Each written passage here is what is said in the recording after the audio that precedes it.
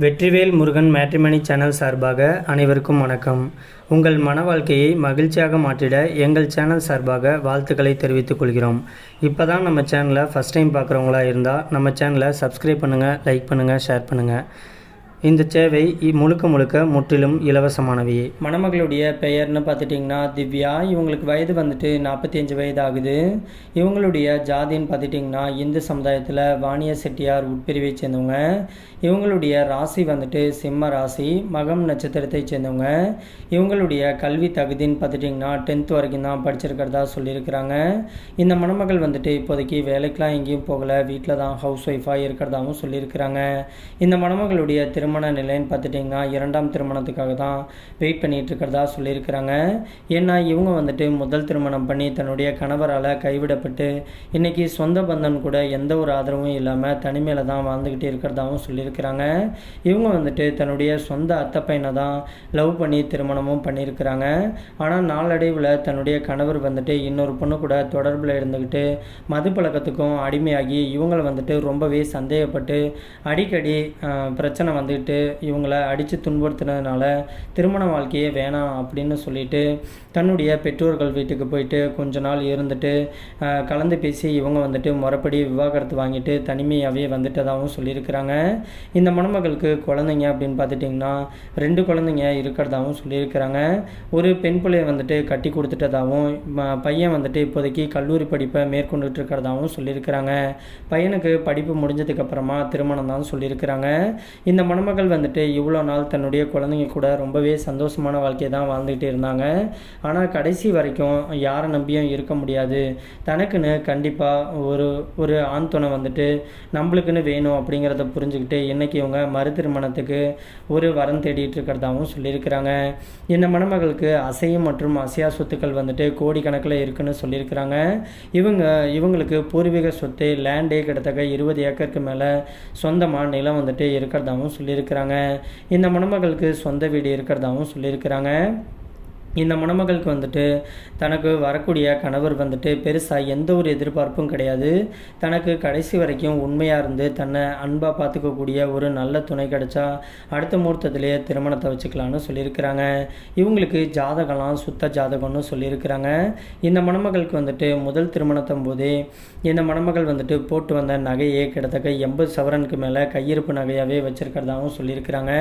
இவங்களுக்கு என்ன தான் இன்றைக்கி நகை, பணம், காரு, பங்களான்ட்டு நல்ல ஒரு ஆடம்பரமான சொகுசான வாழ்க்கையை வாழ்ந்துக்கிட்டு இருந்தாலும் தனக்குன்னு கடைசி வரைக்கும் ஒரு ஆம்பளை துணை இல்லாமல் இந்த உலகத்தில் வாழவே முடியாது அப்படிங்கிறத புரிஞ்சுக்கிட்டு இன்றைக்கி இந்த மணமகள் வந்துட்டு தனக்கு வரக்கூடிய கணவர் வந்துட்டு ஏழை மணமகனாக இருந்தாலும் ஒன்றும் பிரச்சனை கிடையாது, இவங்க அதிகம் படிக்கலை அப்படிங்கிறதுனால படிக்காத மணமகனாக இருந்தாலும் ஒன்றும் பிரச்சனை கிடையாது அப்படிங்கிற மாதிரி சொல்லியிருக்கிறாங்க. இந்த மணமகளுக்கு இவங்களுடைய கேஸ்ட்லேயே மணமகன் கிடைச்சா டபுள் சந்தோஷம், அப்படி கிடைக்காத பட்சத்துக்கு உட்பிரிவு எதுவாக இருந்தாலும் பரவாயில்ல சொல்லியிருக்கிறாங்க. ஒரு 45 வயதுலேருந்து 55 வயது முடிய இருக்கக்கூடிய ஒரு நல்ல அழகான அன்பான கணவர் தான் தேவை அப்படின்னு சொல்லியிருக்கிறாங்க. இந்த மணமகளுக்கு வந்துட்டு தன்னை புரிஞ்சுக்கிட்டு கடைசி வரைக்கும் தான் கூடவே இருந்து வாழக்கூடிய கணவர் கிடைச்சா போதும், மற்றபடி வேலை வெட்டிக்கு போகணுங்கிற அவசியமே கிடையாது.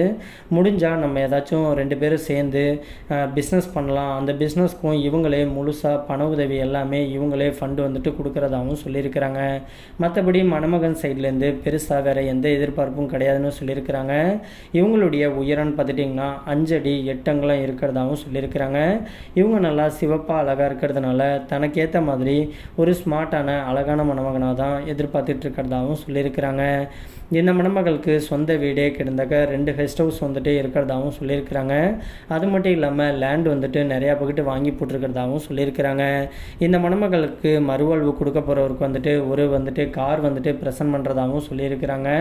மணமகன் சைடுக்கு வந்துட்டு ஒரு 10 பவுன் வந்துட்டு நகை செய்கிறதாகவும் சொல்லியிருக்கிறாங்க. மற்ற வரதட்சணை எல்லாமே மணமகளை பிடிச்சிருந்துச்சு அப்படின்னா நேரில் வீட்டிலே உட்காந்து நேரடியாக பேசிக்கலாம்னு சொல்லியிருக்கிறாங்க. இந்த மணமகள் வந்துட்டு இப்போதைக்கு திருச்சியில் தான் வசிச்சுட்டு இருக்கிறதா சொல்லியிருக்கிறாங்க. இவங்க ரொம்பவே ரெக்வெஸ்ட் பண்ணி கேட்டிருக்கிறதுனால இவங்களுடைய ப்ரைவசி காரணமாக தான் முகத்தை மட்டும் கொஞ்சம் மறைச்சி போட்டிருக்கோம்.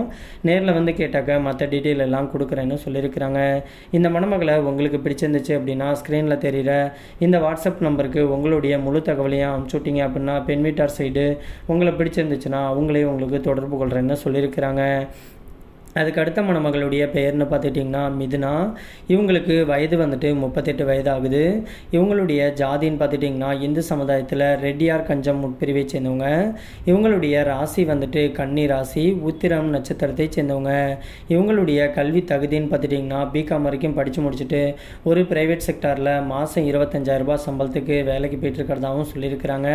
இந்த மணமகளுக்கு வந்துட்டு ஒரு நடுத்தர குடும்பத்தை சேர்ந்த மணமகள் தான் அப்படிங்கிறதுனால தனக்கு வரக்கூடிய வர்ணமைப்பும் தன்னை மாதிரியே ஒரு நடுத்தர குடும்பத்தை சேர்ந்த மணமகனாக இருந்தால் ஓகே அப்படிங்கிற மாதிரி சொல்லியிருக்கிறாங்க.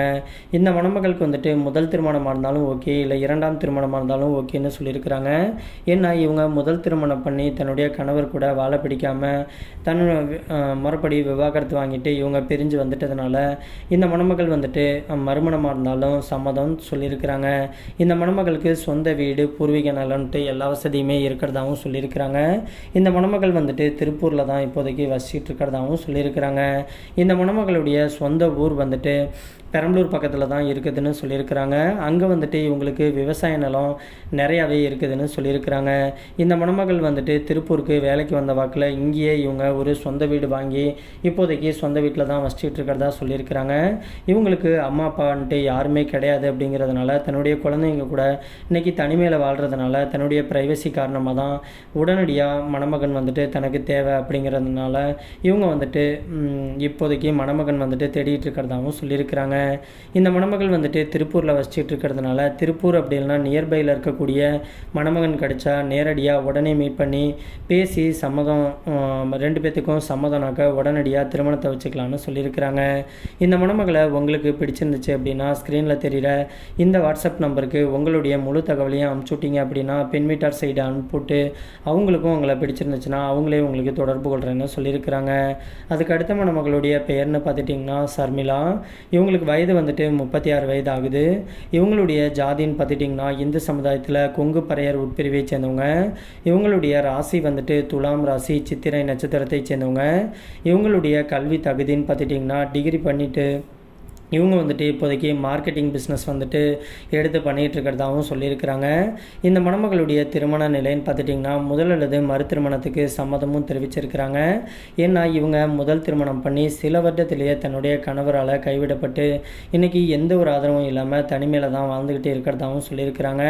இவங்களுக்கு குழந்தைங்க எதுவும் கிடையாது அப்படிங்கிறதுனால தனக்கு வாழ்க்கை கொடுக்க போகிறவருக்கு வந்துட்டு ஏற்கனவே திருமணமாகி குழந்தை இருந்துட்டாலும் ஒன்றும் பிரச்சனை கிடையாது. குறிப்பாக கூட்டு குடும்பத்தில் வாழ இவங்களுக்கு ரொம்பவே பிடிச்சிருக்கு அப்படின்னு சொல்லியிருக்கிறாங்க.